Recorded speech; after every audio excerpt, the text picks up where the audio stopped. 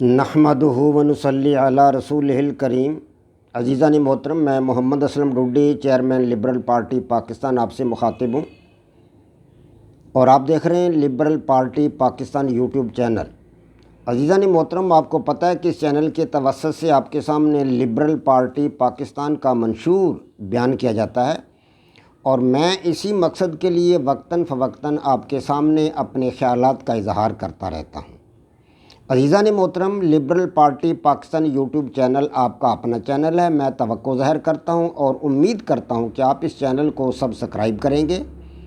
Like کریں گے، share کریں گے اور بیل آئیکن کو بھی دبا دیں گے تاکہ پارٹی کی طرف سے دی جانے والی معلومات اور گزارشات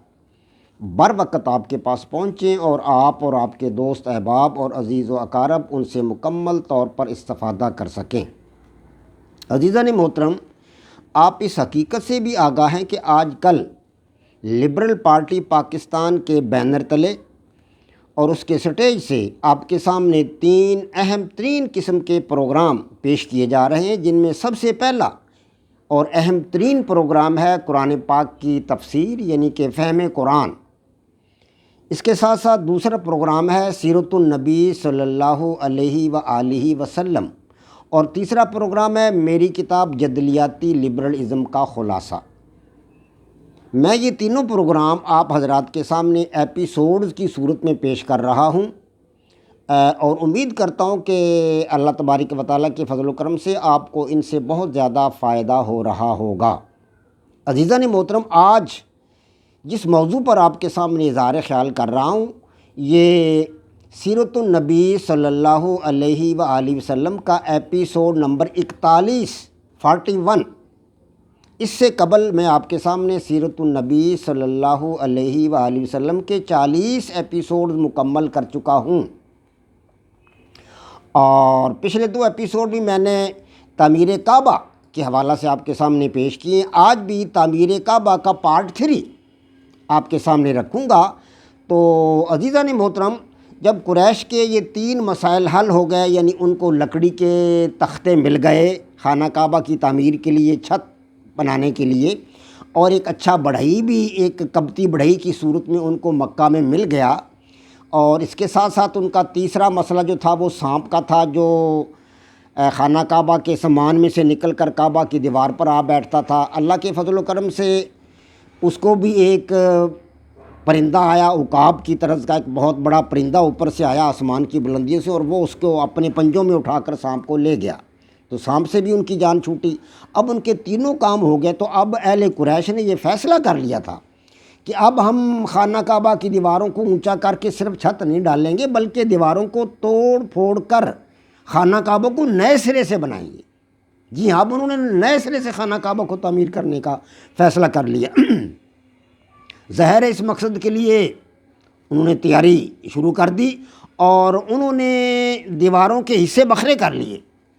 اور ان کے حصہ میں جو مطلب ہے انہوں نے جگہ منتخب کی، اس کے حوالہ سے میں آپ کو بتاتا ہوں کہ دروازے کا حصہ جو تھا، دروازے والا حصہ، وہ بنی عبد مناف اور بنی زہرہ کے حصے میں آیا کہ ان لوگوں نے بنانا ہے، ان 2 خاندانوں نے بنانا ہے اس کو، بنی عبد مناف اور بنی زہرہ۔ اسی طرح رکن اسود اور رکن یمانی کے درمیان کا حصہ جو تھا، یہ بنی مخزوم اور ان کے جو حلیف تھے، جو ان کے ساتھ والے تھے، قبیلے تھے، ان کی طرف آیا کہ ان لوگوں نے اس کو بنانا ہے۔ اور تیسرے کعبے کا پچھلا حصہ یہ جو تھا، بنی جمع اور بنی سہم، جو عمر بن حسیس بن کعب بن لوی کے 2 بیٹے تھے، یہ ان کے حصے میں آیا کہ ان لوگوں نے یہ بنانا ہے۔ اور حجر کا حصہ جسے حتیم بھی کہتے ہیں، بنی عبد الدار بن قسی، بنی اسد بن عبد العزیٰ بن قسی اور بنی عدی بن کعب بن لوی، یہ ان لوگوں کے حصے میں آیا، ان لوگوں نے اس کو بنانا تھا۔ لیکن اب کعبہ کی دیواروں کو ڈھانے سے لوگ ڈرتے تھے، حالانکہ ان کے یہ کام تو مکمل ہو گئے تھے، تینوں کام مکمل ہو گئے تھے، مطلب ہے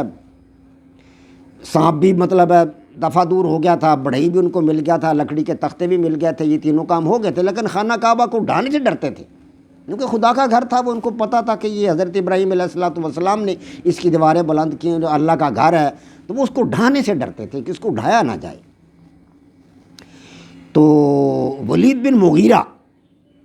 حضرت خالد بن ولید، آپ نے نام سنا ہوگا، مسلمانوں کے بڑے سپہ سالار گزرے، خالد بن ولید حضرت ابوبکر صدیق کے زمانہ نے بڑی فتوحات کی انہوں نے،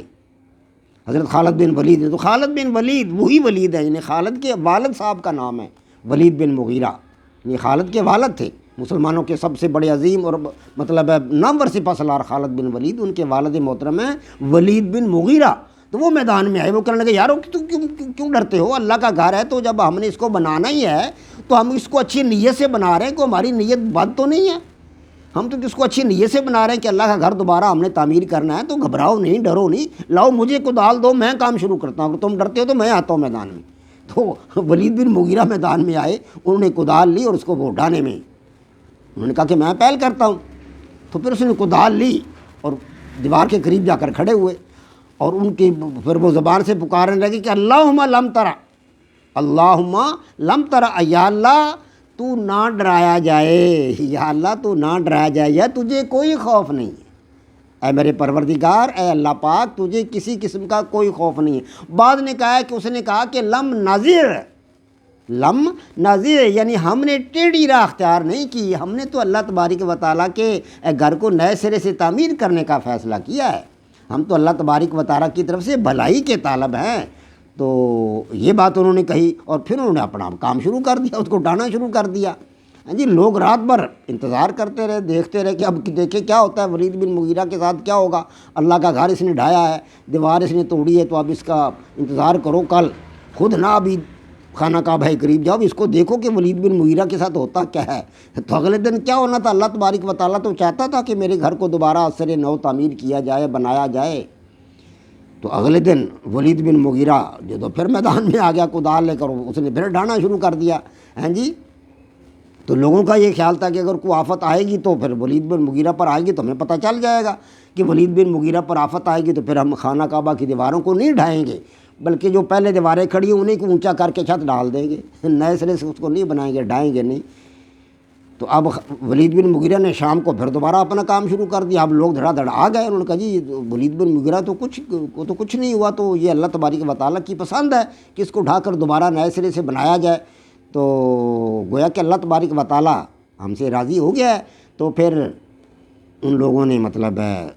اب بھی اپنا کام شروع کر دیا، تو سارے کے سارے لوگ جو تھے اس کام میں مصروف ہو گئے، اور سب نے اس کو خانہ کعبہ کو ڈھانا شروع کر دیا، اور بعد ازاں اس کو نئے سرے سے تعمیر کیا گیا۔ یہ میں نے تعمیر کعبہ کا پارٹ 3 آپ کے سامنے بیان کیا، ابھی میرا خیال ہے 2-3 پارٹ اس کے اور ہوں گے۔ تو بعد ازاں حجر اسود رکھنے پر کچھ جھگڑا پیدا ہوا، یہ انشاءاللہ میں آپ کے سامنے پارٹ نمبر 4 اس میں رکھوں گا انشاءاللہ تعالیٰ العزیز۔ وما علینا الا البلاغ۔ پاک فوج زندہ باد، پاکستان پائندہ باد۔